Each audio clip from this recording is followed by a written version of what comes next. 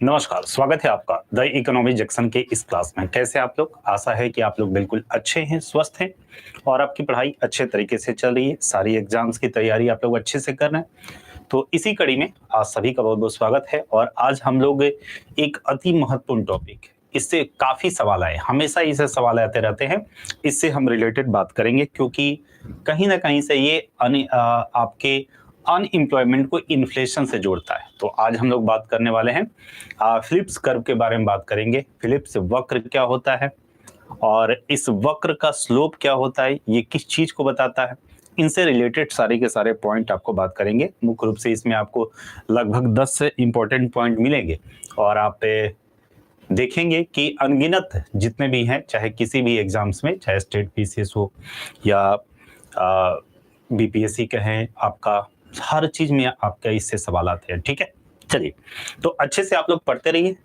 और आज हम लोग बात करेंगे। उससे पहले हम लोग एक और चीज के बारे में डिस्कस करेंगे। पिछली कक्षा में हम लोगों ने डिफ्लेशन के बारे में देखा था, हम लोगों ने डिफ्लेशन को देखा था, यानी मुद्रा संकुचन को देखा था। और इस कंडीशन में हम लोगों ने देखा था कि क्या क्या होता है। डिफ्लेशन की परिभाषा को देखा, फिर उसके बाद इन दी कंडीशन ऑफ डिफ्लेशन देखा, फिर हमने देखा कि बैड इफेक्ट ऑफ डिफ्लेशन, ये सारी की सारी बातों को देखा।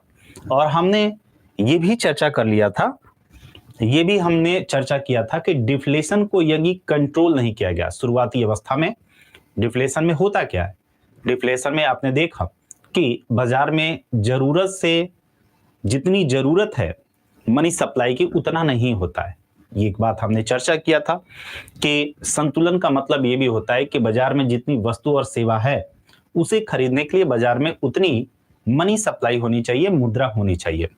अगर बाजार में मनी सप्लाई कम हो जाता है, किसी कारणवश बाजार में मनी सप्लाई कम हो जाता है, लोगों की क्रय शक्ति घट जाती है, यानी मुद्रा का संकुचन हो जाता है, मुद्रा कम हो जाता है, तो इससे क्या होता है, लोगों की क्रय शक्ति कम होने से मांग कम होने लगती है और निरंतर कीमतों में गिरावट देखने को मिलती है। ये है डिफ्लेशन। अगर इसे समय पे कंट्रोल नहीं किया गया, सरकार ने कंट्रोल नहीं किया है, हमारे देश का केंद्रीय bank reserve bank of India इस पे कोई प्रयास नहीं किया, तो होगा क्या कि ये स्थिति भयावह हो जाएगी और वही कंडीशन जो है मंदी कहलाती है।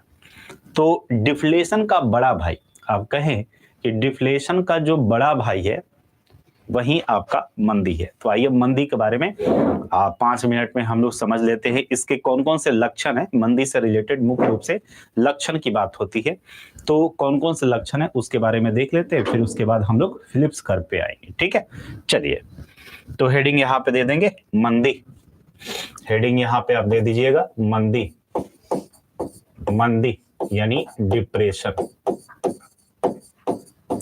डिप्रेशन। ठीक है,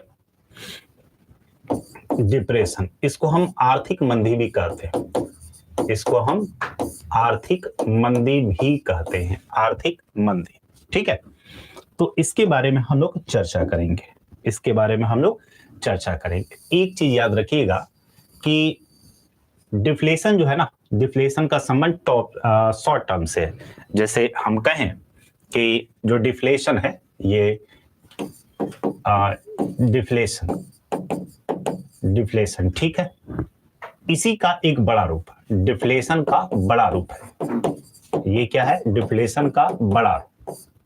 और जो मंदी होता है इसको हम लॉन्ग टर्म के रूप में जानते हैं, ये आपका लॉन्ग टर्म के रूप में, लॉन्ग टर्म के रूप में जाना जाता है, यानी ये एक दीर्घकालिक, दीर्घकालिक है। ये भी टर्म्स आप याद रखिएगा। ठीक है, क्या क्या यहाँ पे विशेषताएं हैं, विशेषताओं की अगर हम बात करेंगे तो यहाँ पे मंदी की विशेषता है, मंदी की विशेषता है। इतना अगर आप याद रखेंगे ना तो आपका काम चल जाएगा। पहला यहाँ पे लिखेंगे कि मांग में भारी कमी, मांग में भारी कमी, मांग में भारी कमी जिससे कीमतों में गिरावट, मांग में भारी कमी जिससे कीमतों में गिरावट, जिससे, हाँ जी, जिससे कीमतों, एक मिनट, मांग में भारी कमी जिससे कीमतों में गिरावट, जिससे कीमतों में गिरावट। ठीक, यानी जब मांग कम होगा तो कीमत क्या होगा, कम होगा। ठीक है। दूसरा जो है उपभोक्ता खर्च में भारी गिरावट। दूसरा जो है उपभोक्ता खर्च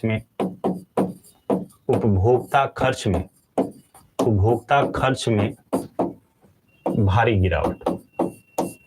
उपभोक्ता खर्च में भारी गिरावट। तीसरा निवेश में कमी।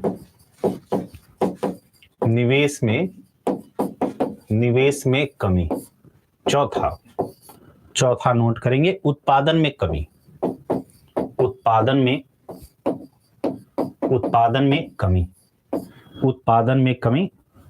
और पांचवा रोजगार में कमी। रोजगार में कमी। उच्च बेरोजगारी और घटती आय। छठा उच्च बेरोजगारी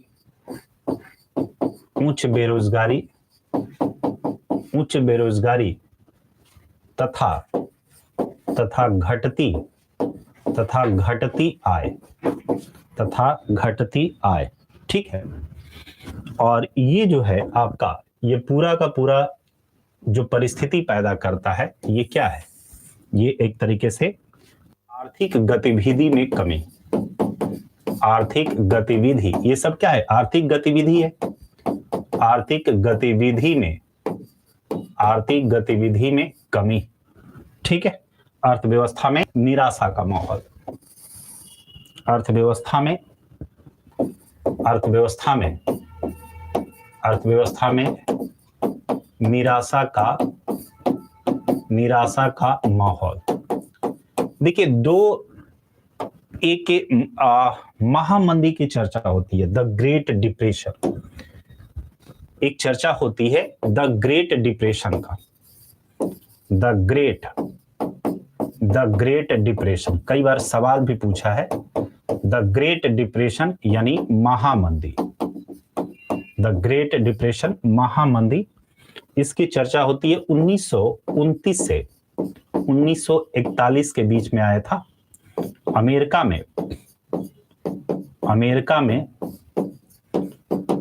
में बेरोजगारी 25%। अमेरिका में बेरोजगारी 25% तक पहुंच गई थी। ठीक है। एक चर्चा होता है महामंदी का, एक महामंदी का चर्चा होता है 2008। एक महामंदी की चर्चा होता है 2008 में। और इसमें भी क्या है कि अमेरिका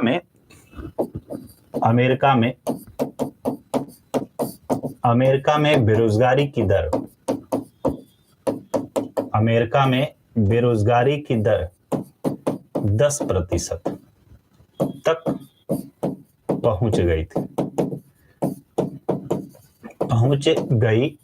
चलिए आगे जो भी हम लोग पढ़ेंगे, ये सारी चीजें काम आने वाली है, तो इसलिए आपको मंदी के बारे में जानना जरूरी है।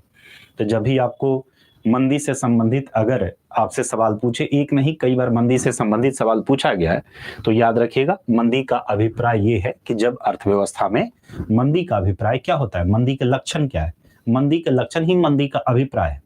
तो मंदी का अभिप्राय ये है कि जब अर्थव्यवस्था में, हमने कहा ना कि ये डिफ्लेशन का ही बड़ा रूप है, और लॉन्ग टर्म में डिफ्लेशन को अगर कंट्रोल नहीं किया गया तो लॉन्ग टर्म में क्या हो जाएगा, ये मंदी का रूप ले लेगा।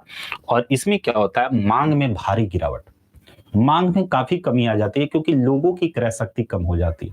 क्योंकि आप जानते हैं कि डिफ्लेशन में क्या होता है, डिफ्लेशन में मनी सप्लाई कम हो जाता है। डिफ्लेशन में क्या होता है कि मनी सप्लाई कम हो जाने से लोगों की क्रय शक्ति गिरने लगती है, लोगों की क्रय शक्ति गिरेगी। तो इससे क्या होगा, मांग में भारी कमी होगा और कीमतों में गिरावट। तो मनी सप्लाई कम होगा, लोगों की क्रय शक्ति कम होगी, मांग कम होगा, कीमत गिरेगा। ठीक है। कीमत गिरना, लोगों की क्रय शक्ति कम है, इसका मतलब उपभोक्ता खर्च ही नहीं कर पाएगा। हमारे पॉकेट में पैसा ही नहीं रहेगा तो हम कहां से खर्च करेंगे, तो इसका मतलब कि उपभोक्ता खर्च में भारी गिरावट। समझ में आ रहा है। और फिर उसके बाद निवेश में कमी, जब मांग कम होगा तो उत्पादन क्यों करेगा कोई, क्यों इन्वेस्टमेंट करेगा। इन्वेस्टमेंट का मतलब क्या है, इन्वेस्टमेंट का मतलब है उत्पादन क्रियाकलाप में पैसा लगाना। इन्वेस्टमेंट यानी निवेश का मतलब क्या है कि उत्पादन क्रियाकलाप में पैसा लगाना। तो जब अर्थव्यवस्था में मांग कम है, मांग कम है, कीमत भी कम है, तो हम क्यों उत्पादन करें। उत्पादन करने का कोई फायदा नहीं होगा, क्योंकि हमारा सामान जो है बाजार में बिकेगा नहीं और ऊपर से हमें अच्छा कीमत भी नहीं मिलेगा। तो मांग में कमी है, कीमत में कमी, उपभोक्ता खर्च नहीं कर पा रहा है, मजबूरी है, उसके पास पैसा नहीं है।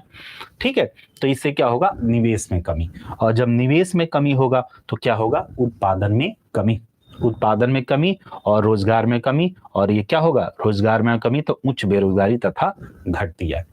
और सबसे ज्यादा जो है, याद रखिएगा कि एक सबसे बड़ी चर्चा होती है द ग्रेट डिप्रेशन की। तो आपसे सवाल पूछ लेगा कि द ग्रेट डिप्रेशन का कार्यकाल क्या है, कहां से शुरुआत हुई थी। तो ग्रेट डिप्रेशन जो है 1930 में शुरुआत हुई थी और ये लगभग 1941 तक चला। ठीक है, अमेरिका में बेरोजगारी 25% तक पहुंच गया था। फिर एक बेरोजगारी जो है देखने को मिला, 2008 में महामंदी। ये महामंदी जो है ना, यहां भी ज्यादा बेरोजगारी बढ़ गई थी अमेरिका में। तो 2008 में महामंदी, अमेरिका में बेरोजगारी की दर 10% तक चला गया था और ये ज्यादा दिक्कत किया था। समझ में आ रहा है। आर्थिक गतिविधि में कमी होती है, अर्थव्यवस्था में निराशा का माहौल छा जाता है। तो कुल मिलाकर हम इसको ऐसे भी लिख सकते हैं, कुल मिलाकर हम इसको ऐसे भी लिख सकते हैं कि ऐसे भी लिख सकते हैं कि अर्थव्यवस्था में क्या हो जाएगा, जैसे हम कैसे डिफ्लेशन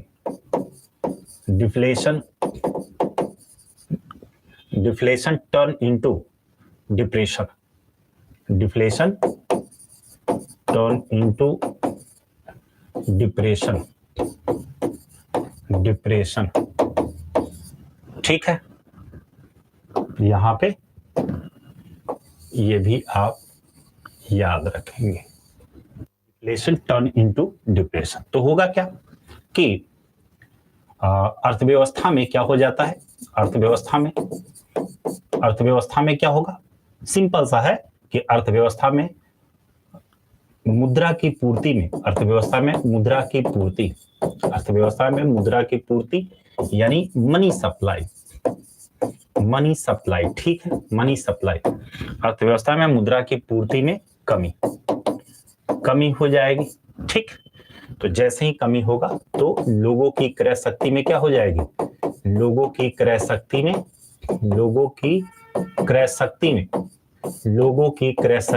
कमी।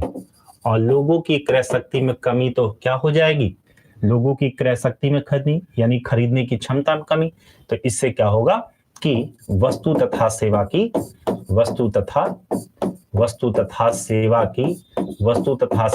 मांग में कमी, वस्तु तथा सेवा की मांग में कमी। और मांग में कमी होगा तो इसका दो पक्ष, मांग में कमी तो क्या हो जाएगा, कीमतों में निरंतर गिरावट, ठीक। तो क्या हो जाएगा, उत्पादन में भारी कमी, ठीक। और कीमतों में निरंतर में गिरावट का मतलब क्या हुआ, कीमतों में निरंतर के गिरावट का मतलब कि उत्पादन में भारी कमी। क्यों, क्योंकि यहां पर क्या हो जाएगा, निवेश में कमी।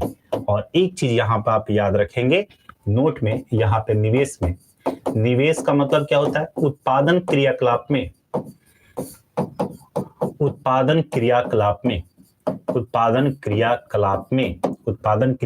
में पैसा लगाना, सामान्य भाषा पैसा लगाना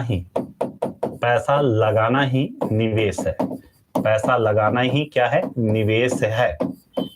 ठीक है, तो ये भी याद रखिएगा, उत्पादन क्रियाकलाप में पैसा लगाना ही निवेश है। तो निवेश में कमी, उत्पादन में भारी कमी, तो ये क्या हो जाएगा? रोजगार में कमी। रोजगार में कमी, रोजगार में कमी, और रोजगार में कमी तो आप जानते हैं ये क्या हो जाएगा? बेरोजगारी में, बेरोजगारी में, बेरोजगारी में तेजी से वृद्धि, बेरोजगारी में तेजी से वृद्धि। ठीक, देखिए अब उत्पादन में कमी, उत्पादन में कमी, तो उत्पादन में भारी कमी तो क्या हो जाएगा? इससे जीडीपी, जीडीपी ग्रोथ में, जीडीपी ग्रोथ में कमी, जीडीपी ग्रोथ में कमी मतलब नेशनल इनकम, नेशनल इनकम में कमी मतलब per capita income, per capita income में कमी। तो ये पूरी तरीके से ये जितने भी आप सब देख रहे हैं ये क्या है? इसका मतलब कि मंदी, मंदी की शुरुआत, ये क्या हो जाएगा? मंदी की शुरुआत, मंदी की शुरुआत। और ये क्या है? ये अर्थव्यवस्था के, अर्थव्यवस्था के लिए, अर्थव्यवस्था के लिए, अर्थव्यवस्था के लिए भयानक स्थिति आप कह सकते हैं, भयानक स्थिति। ये क्या है? आपका निगेटिव है, ये सही नहीं है। ये क्या है? आपका निगेटिव है, निगेटिव है। चलिए, तो ये देखिए सब एक दूसरे से लिंक है, सारा का सारा जो है ना एक दूसरे से लिंक है। अर्थव्यवस्था में मुद्रा की पूर्ति में कमी, लोगों की क्रय शक्ति में कमी, वस्तु तथा सेवा, सब देखिए जुड़ा हुआ है। मनी सप्लाई कम होगा तो लोगों की क्रय शक्ति कम होगी, तो इससे क्या होगा? मांग कम होगा, मांग कम होगा, कीमत में निरंतर गिरावट, तो इससे क्या होगा? उत्पादन में भारी कमी, निवेश में भारी कमी, रोजगार में कमी और बेरोजगारी में तेजी से वृद्धि। उत्पादन में भारी कमी तो जीडीपी ग्रोथ में कमी, नेशनल इनकम कमी, पर कैपिटा इनकम कमी। चलिए, तो ये हम लोगों ने देख लिया कि डिफ्लेशन कैसे डिप्रेशन में चेंज हो जाता है। आइए अब हम बात करेंगे, अब यहाँ पे हम चर्चा करेंगे किसके बारे में? हम चर्चा करेंगे फिलिप्स कर्व के बारे में चर्चा करेंगे। तो हेडिंग यहाँ पे दे दीजिएगा, हेडिंग यहाँ पे दे देंगे आप फिलिप्स कर्व। हाँ जी, फिलिप्स कर्व, फिलिप्स, फिलिप्स वक्र, फिलिप्स कर्व, फिलिप्स कर्व। ठीक है, इसका प्रतिपादन जो है, इसका प्रतिपादन A.W. फिलिप्स ने किया था। A.W. Philips, A.W. फिलिप्स ने किया था। ठीक है, और ये 100 सालों का, 100 सालों, 100 सालों यानी 1861 से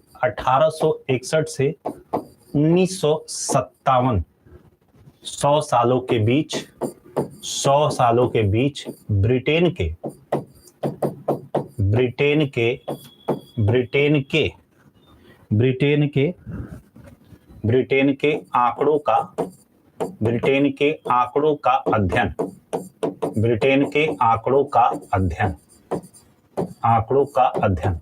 ठीक, इसका संबंध किससे है? संबंध, संबंध है इसका मुद्रास्फीति, मुद्रास्फीति, मुद्रास्फीति यानी इन्फ्लेशन, इन्फ्लेशन, मुद्रास्फीति तथा, तथा बेरोजगारी, तथा बेरोजगारी, अनएम्प्लॉयमेंट, अनएम्प्लॉयमेंट के बीच, के बीच संबंध, के बीच संबंध। ठीक है, चलिए एक फिगर पहले यहां पे आप बनाइए, फिर ये क्या कहना चाहता है ये पूरी चीज हम देखेंगे। एक यहां पे आप लोग फिगर बनाइए, एक यहां पे आप फिगर बनाइए, फिर ये क्या कहना चाहता है ये पूरी चीज हम लोग देखेंगे। ठीक है, चलिए इस तरीके से आप जो है ना एक फिगर बनाइए, एक फिगर यहां पे बनाइए।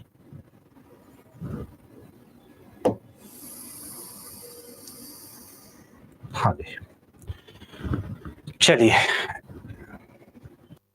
और ये आपका क्या है? ये आपका बायां और इसको लिखे ऊपर।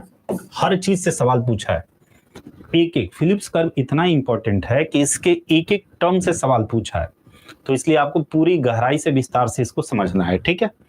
बायां ऊपर, ये क्या हो गया आपका दायां, दायां नीचे, और ये जो इसका स्लोप है इस तरीके का इसका स्लोप है, इस तरीके का इसका स्लोप है, ठीक, निगेटिव स्लोप है। ये क्या है आपका निगेटिव स्लोप, निगेटिव स्लोप यानी ऋणात्मक ढाल, ऋणात्मक ढाल। नीचे क्या है rate of unemployment, rate of unemployment, rate of unemployment, ठीक है।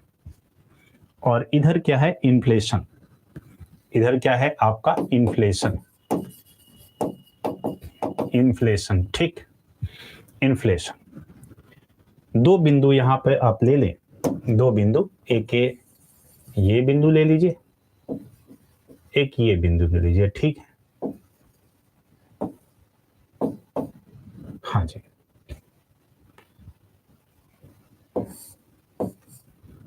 चलिए, हाई इन्फ्लेशन,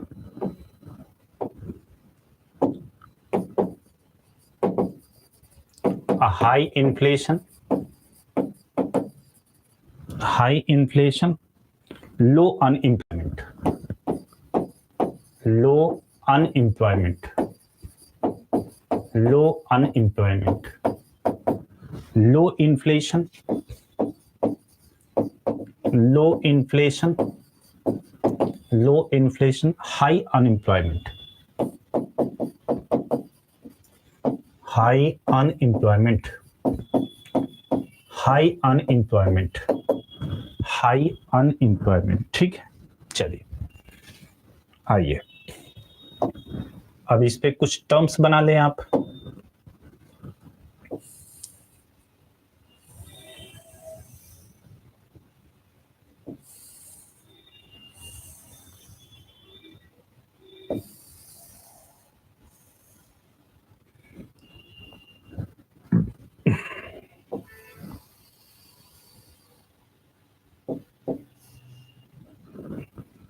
हाँ जी, चलेंगे। यहाँ पे 2%, 2%, हम कहें 5%, यहाँ पे फिर 8%, 12%, इसको आप मान ले 2%, 4%, 8%, 15%, 15%, 15%, ठीक है। इस तरफ आपका इन्फ्लेशन है और इस तरफ क्या है रेट ऑफ अनएम्प्लॉयमेंट। चलिए आइए देखिए जी, देखिए एक अर्थशास्त्री थे, एक अर्थशास्त्री थे जिनका नाम था A.W. फिलिप्स। इन्होंने ब्रिटेन के 100 सालों का आंकड़ा इकट्ठा किया। किस चीज का आंकड़ा था?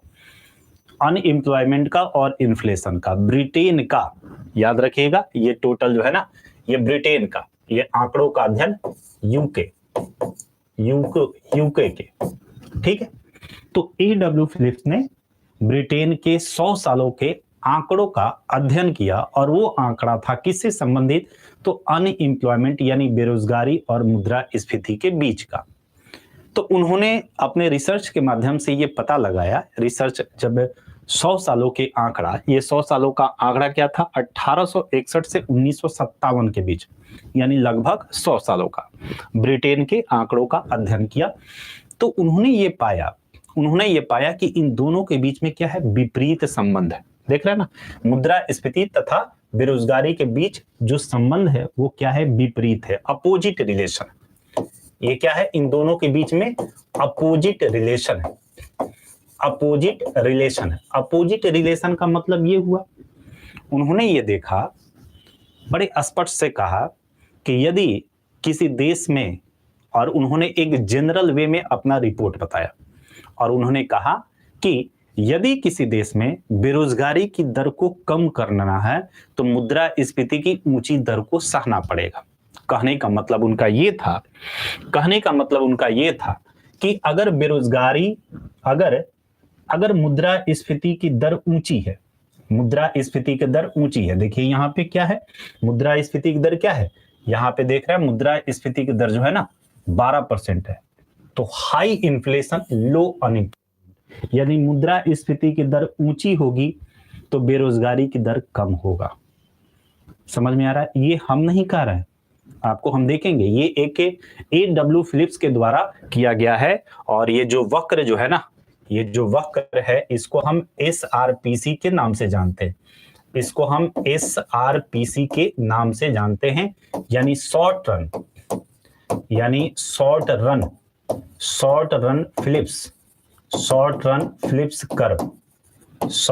फिलिप्स कर्व के नाम से जानते हैं, SRPC के नाम से जानते हैं। यानी ये जो संबंध है ना, ये क्या है, अल्पकालिक संबंध। ये जो बीच में संबंध है ये क्या है, अल्पकालिक है, यानी केवल शॉर्ट टर्म में ऐसा देखने को मिलता है। यानी A.W. फिलिप्स ने ये कहा कि जब मुद्रास्फीति की दर ऊंची रहेगी तो बेरोजगारी की दर कम होगी। कहने का मतलब है कि बेरोजगारी की दर को कम करना है तो मुद्रास्फीति की दर को बढ़ाइए। अगर बेरोजगारी की दर को अगर इसको कम करना है तो फिर आपका क्या होगा, बेरोजगारी की दर बढ़ेगी। तो यहाँ पे देखिए एकदम स्पष्ट है, फिगर में आप देखिए कि जब 12% मुद्रास्फीति की दर है तो यहाँ पे बेरोजगारी की दर एकदम कम है। 12% मुद्रास्फीति की दर है तो बेरोजगारी की दर देखिए मात्र क्या है, 2%।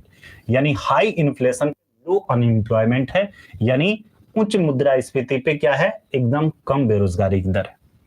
अब जैसे ही मुद्रास्फीति की दर कम हुआ, यहाँ पे देखिए जैसे ही मुद्रास्फीति की दर कम हुआ 12 से 8% हुआ, देखिए बेरोजगारी की दर क्या हो गया, बेरोजगारी की दर बढ़ के 4%। और मुद्रास्फीति की दर कम हुआ 5% तो बेरोजगारी की दर बढ़ के क्या हो गया, 8%। और मुद्रास्फीति की दर कम हुआ, बेरोजगारी की ये और कम हुआ 2%, तो देखिए बेरोजगारी की दर क्या हो गया, यहाँ पे 15%।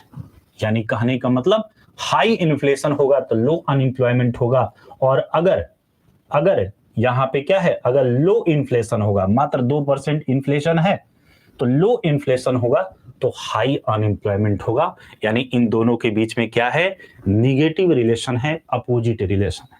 समझ में आ रहा है? इस तरीके का संबंध है, इस तरीके का इनके बीच में संबंध है। यानी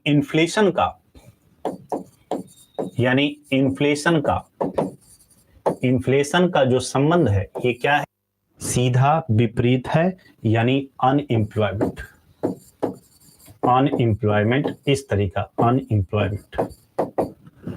इसका मतलब क्या हुआ, इसका मतलब ये हुआ, इसका मतलब हुआ कि इन्फ्लेशन क्या है, इन्फ्लेशन ज्यादा होगा तो अनएम्प्लॉयमेंट क्या होगा, अनएम्प्लॉयमेंट क्या होगा, कम होगा। अनएम्प्लॉयमेंट क्या होगा, कम होगा। समझ में आ रहा है? और अगर इन्फ्लेशन को आप कम करेंगे, तो ये क्या होगा, अनएम्प्लॉयमेंट क्या हो जाएगा, ज्यादा हो जाएगा। अनएम्प्लॉयमेंट क्या हो जाएगा, ज्यादा हो जाएगा। क्या हो जाएगा, ज्यादा। देखिए क्लियर, समझ में आ रहा है? तो यहाँ पे सारी चीजों को आप ध्यान से देखेंगे। ऐसा इसके पीछे क्या लॉजिक हो सकता है, इसके पीछे लॉजिक क्या हो सकता है, अगर हम लॉजिक को देखें, इसके पीछे अगर हम लॉजिक को देखें तो ऐसा लॉजिक क्या हो सकता है। तो इसके पीछे लॉजिक यही है कि मुद्रास्फीति की दर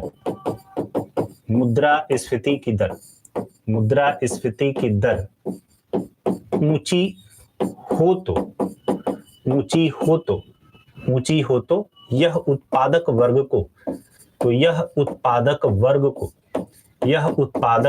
को उत्पादक वर्ग को फायदा पहुंचाता है। यह उत्पादक वर्ग को फायदा पहुंचाता है, फायदा पहुंचाता है।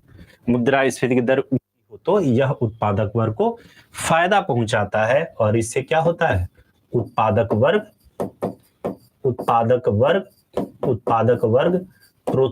होता है। उत्पादक वर्ग प्रोत्साहित करता है, उत्पादक वर्ग प्रोत्साहित होता है और इससे क्या होगा कि उत्पादन में वृद्धि करेगा। इससे क्या होगा, उत्पादन में वृद्धि, और उत्पादन में वृद्धि करेगा तो क्या होगा, रोजगार में वृद्धि। उत्पादन में वृद्धि तो क्या होगा, रोजगार में वृद्धि, और रोजगार में वृद्धि तो क्या होगा, बेरोजगारी में क्या हो जाएगा, बेरोजगारी में कमी। ठीक है, बेरोजगारी में कमी। यानी मुद्रास्फीति की ऊंची दर का मतलब क्या हुआ, यहाँ पे मुद्रास्फीति की ऊंची दर का मतलब क्या हुआ कि कीमत ज्यादा। तो देखिए यहाँ पे विपरीत संबंध मिला कि नहीं, एक लॉजिक निकल के आया ना कि जब मुद्रास्फीति की दर ऊंची होती है, हमने शुरुआत में भी आपको बताया है, इन्फ्लेशन में हमने आपको बताया कि उत्पादक वर्ग को फायदा होता है, उत्पादक वर्ग को यानी प्रोड्यूसर क्लास को क्या होता है, फायदा होता है। तो मुद्रास्फीति की ऊंची दर है यानी कीमत बढ़ रही है तो उत्पादक वर्ग को फायदा। जब उत्पादक वर्ग को फायदा होगा तो क्या होगा, वो खुश होगा, हैप्पी होगा। वो क्या हो जाएगा, उत्पादक वर्ग क्या हो जाएगा, यहाँ पे उत्पादक वर्ग हैप्पी हो जाएगा। ठीक है, उत्पादक वर्ग क्या हो जाएगा, उत्पादक वर्ग हैप्पी हो जाएगा। और जैसे ही ये खुश होगा, उत्पादक वर्ग प्रोत्साहित होगा तो उत्पादन को बढ़ाएगा, जिससे रोजगार भी बढ़ेगा और बेरोजगारी में कमी। तो कीमत बढ़ने से क्या हो रही है, बेरोजगारी में कमी। यही तो कह रहा है कि इन्फ्लेशन इसका क्या है, अपोजिट रिलेशन है।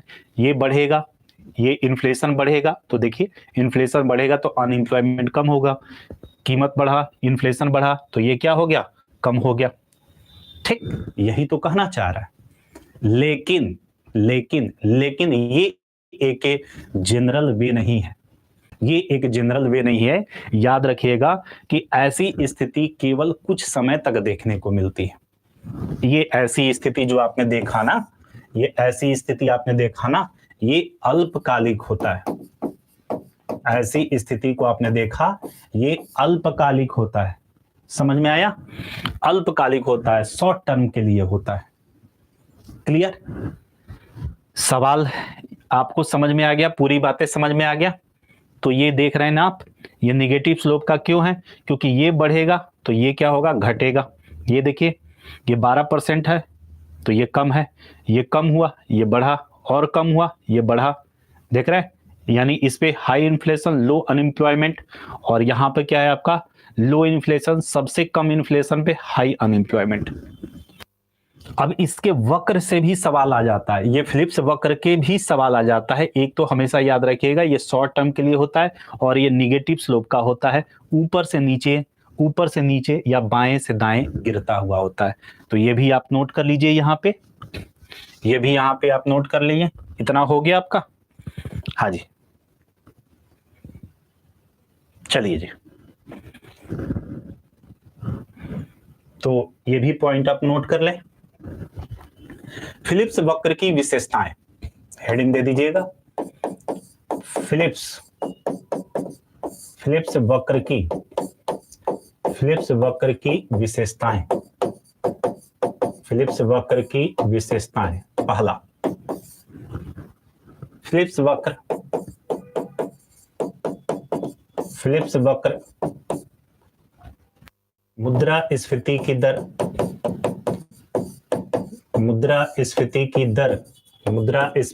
दर तथा बेरोजगारी की दर के बीच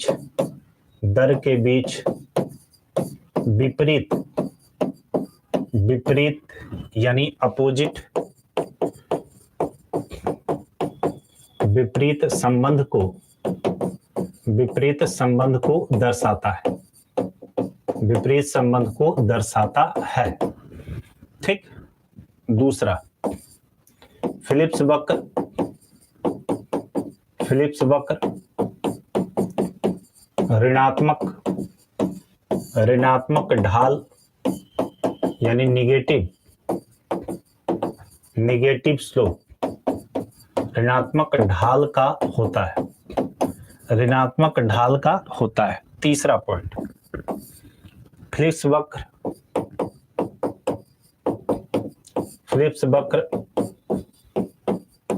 ऊपर से नीचे या बाएं से दाएं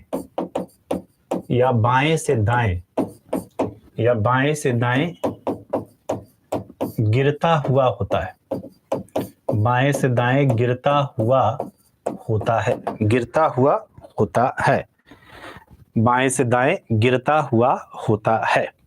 ठीक है, चलिए, तो ये सारी की सारी जो है विशेषताएं आप याद रखिएगा। चौथा, फिलिप्स वक्र का संबंध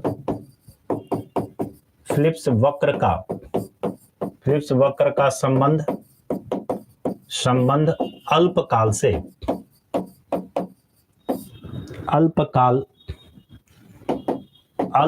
से है। पांचवा, दीर्घकाल में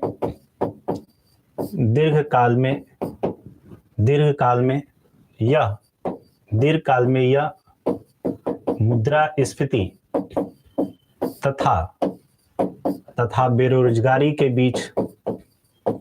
तथा बेरोजगारी के बीच संबंध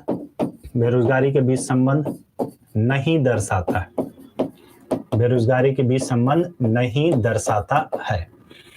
ठीक है, चलिए, तो यहां तक ये सारी बातें आपको याद रखना है कि फिलिप्स वक्र की विशेषताएं, फिलिप्स वक्र मुद्रास्फीति की दर तथा बेरोजगारी की दर के बीच में विपरीत संबंध को दर्शाता है, ऋणात्मक ढाल का है, मतलब ऊपर से नीचे या बाएं से दाएं गिरता हुआ होता है, और ये फिलिप्स वक्र का संबंध अल्पकाल से है। दीर्घकाल में यह मुद्रास्फीति तथा बेरोजगारी के बीच संबंध को नहीं दर्शाता है। इसके बारे में हम अगली कक्षा में मिल्टन फ्रीडमैन के दृष्टिकोण को बताएंगे। ठीक है, तो आज हम लोगों ने क्या पढ़ लिया? आज हम लोगों ने यहाँ पर इतनी सारी चीजों को हम लोगों ने पढ़ लिया। ठीक है, यहाँ पे हमने मंदी देख लिया, मंदी को देख लिया, एक लॉन्ग टर्म है और डिफ्लेशन का बड़ा रूप है। हमने देखा कि मंदी की स्थिति में क्या होती है, कीमत में गिरावट आती है, मांग में भारी गिरावट, कीमत में गिरावट, उपभोक्ता खर्च में भारी गिरावट, निवेश में कमी, उत्पादन कमी, रोजगार में कमी, उच्च बेरोजगारी तथा घटती है। एक महामंदी की चर्चा होती है जो कि 1929 में आया था, 41 से चला। अमेरिका में बेरोजगारी की दर 25% पहुंच गई थी, आर्थिक गतिविधि में कमी आती है, अर्थव्यवस्था में निराशा का माहौल छा जाता है। एक बार और 2008 में भी एक महामंदी आई थी और अमेरिका में बेरोजगारी 10% तक पहुंच गई थी। आगे हम लोगों ने देखा कि ये किस तरीके से सीक्वेंस में बैठता है, ये सब एक दूसरे से जुड़ा हुआ है, एक को पकड़ लेंगे, सब एक दूसरे से जुड़ा हुआ है कि मनी सप्लाई में कमी होगा तो लोगों की क्रय शक्ति कम, मांग कम, कीमत कम होगा तो उत्पादन में भारी कमी, निवेश में कमी, रोजगार कम, बेरोजगारी में तेजी से वृद्धि, और उत्पादन में भारी कमी तो जीडीपी ग्रोथ में कमी, नेशनल इनकम कम होगा, पर कैपिटा इनकम कम होगा, और कहीं ना कहीं से मंदी की भयानक स्थिति को दर्शाता है। आगे हमने ये कहा कि एक सबसे इंपॉर्टेंट, ये जो है काफी important, very very important topic है फिलिप्स कर्व, जो कि ब्रिटेन के 100 सालों के आंकड़ों का इतिहास A.W. फिलिप्स ने दिया, और ये आंकड़ा इन्फ्लेशन और बेरोजगारी के बीच में था, और इन्फ्लेशन और बेरोजगारी के बीच में एक अपोजिट रिलेशन को उन्होंने दिया और इस तरीके का एक रेखा खींचा जिसको हम SRPC के नाम से जानते हैं, शॉर्ट रन फिलिप्स कर्व के माध्यम से जानते हैं। और हमने देखा कि जब इन्फ्लेशन हाई होगा, हाई इन्फ्लेशन पे अनएम्प्लॉयमेंट कम होता है, यानी हाई इन्फ्लेशन पे लो अनएम्प्लॉयमेंट, और फिर हमने देखा कि जब लो इन्फ्लेशन होगा तो यहाँ पे हाई अनएम्प्लॉयमेंट यानी 15%, यानी 2% जब मुद्रास्फीति दर है तो 15% बेरोजगारी है, और जब 12% मुद्रास्फीति दर है तो बेरोजगारी की दर मात्र 2% है। ठीक है, चलिए, अब इसी के संदर्भ में हमने देखा कि इस तरीके के संबंध देखने को मिलता है, दोनों के बीच में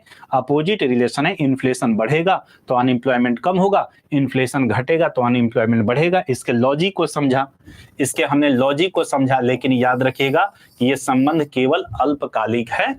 लॉजिक यही है कि इन्फ्लेशन में उत्पादक वर्ग को फायदा होता है, वो हैप्पी होता है और इससे उत्पादक वर्ग प्रोत्साहित होता है, उत्पादन बढ़ता है, रोजगार बढ़ता है, बेरोजगारी में कमी, यानी कीमत बढ़ना, बेरोजगारी में कमी, यही एक लॉजिक है। लेकिन ऐसा केवल अल्पकाल में होता है और फिर हमने देखा कि फिलिप्स वक्र की ये सारी विशेषताएं हैं कि दोनों के बीच में, मुद्रास्फीति बेरोजगारी के बीच में विपरीत संबंध, और फिलिप्स वक्र ऋणात्मक ढाल का होता है, ऊपर से नीचे बाएं से दाएं गिरता हुआ होता है। लेकिन ये संबंध केवल अल्पकाल में ही सत्य है, दीर्घकाल में मुद्रास्फीति और बेरोजगारी के बीच में कोई संबंध नहीं होता है। ठीक है, चलिए तो आज के लिए बस इतना ही। कल हम इससे आगे बात करेंगे, मिल्टन फ्रीडमैन के दृष्टिकोण को देखेंगे कि दीर्घकाल में यह संबंध नहीं होता है। ठीक है, चलिए, और अच्छे से पढ़ते रहिए, निरंतर पढ़िए, सारे टॉपिक जो है एक एक करके नोट करते चले जाइए, तभी पूरी बात समझ में आएगी। इस तरीके से हम आपको पूरा डिटेल से आपको इंडियन इकोनॉमी पढ़ाएंगे, एकदम बेहतरीन तरीके से आपका एक बेहतरीन जो है ना नोट्स तैयार हो जाएगा। चलिए मिलते हैं फिर अगली कक्षा में। धन्यवाद, जय हिंद।